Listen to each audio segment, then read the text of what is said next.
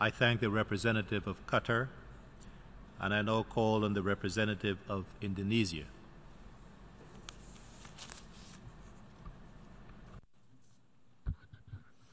Thank you very much, Mr. President. My delegation takes the floor to exercise Indonesia's right of reply to the statement made by Vanuatu.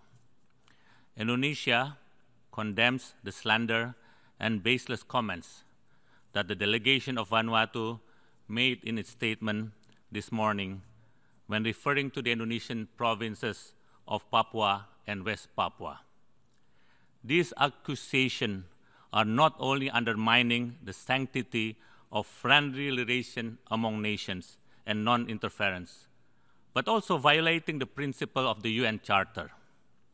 Mr. President, for many years, Vanuatu has tried to sell the following fraudulent ideas: that there are flagrant, systematic, and widespread human rights violations, negligence of civil, political, social, economic, and cultural rights, and that the people in these provinces are racially different and thus do not belong in Indonesia.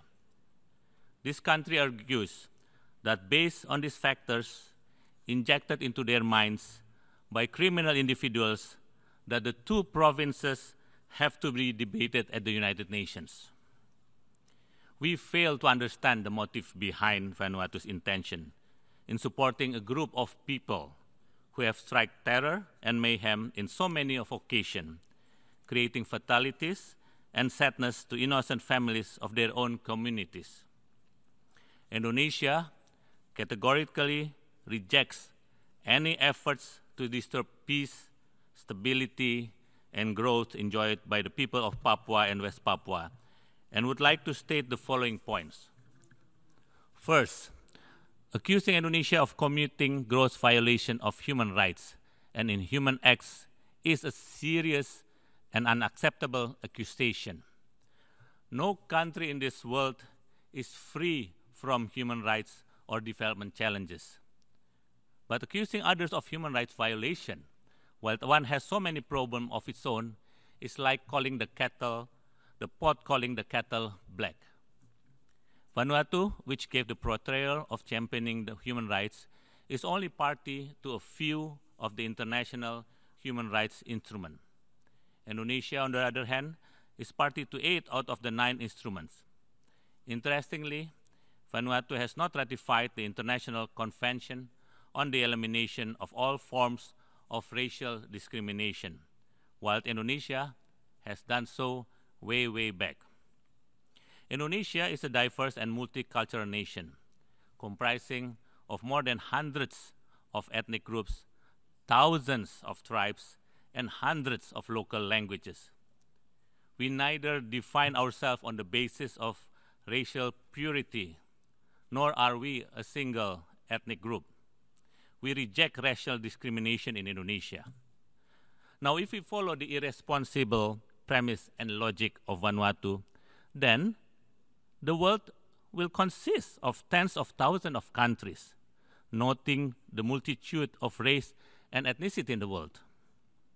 Now, just to remind Vanuatu that the customary international law deriving from the Montevideo Convention of 1933 on the rights and duties of state clearly stipulated 4 elements that define a country, namely, first, population, second, territory, thirdly, government, and fourthly, capacity to enter relation with other states. Never, I repeat, never has been stated that ethnic or race as an underlying reason for the right to be a country. Secondly, let me provide Vanuatu with a short lesson about our history. Almost 50 years ago, through this very same forum, on this very same room, with resolution coming from this very same august chamber, we, all of us in this United Nation, have decided the final status of Papua as rightful and legitimate part of Indonesia. The General Assembly Resolution 2504 of 1969, recognizing the successful implementation of the Act of Free Choice, was adopted with no single country voted against the said resolution. The people of Papua reaffirms their place and unity with Indonesia. In other words, what Vanuatu is propagating is nothing more than an outrageous challenge to the decision of the United Nations, the decision of the then 128 members of the United Nations almost half a century ago. Mr. President, Indonesia and every responsible members of the United Nations upholds the principle of its charter dearly.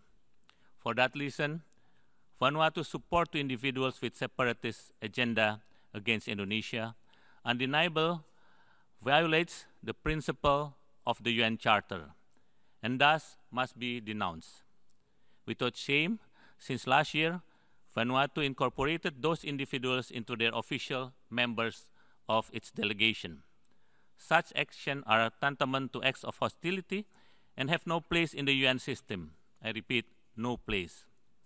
A country that supports separatists and dismemberment of any country should not sit in a gathering of law-abiding and decent family of nations. Enough is enough. We couldn't care less what the motives are, but we know for sure that Indonesia will firmly and strongly defend its sovereignty, its territorial integrity, and its dignity. Let that be known. I thank you, Mr. President. I thank the representative of Indonesia, and I now call on the representative of Saudi Arabia.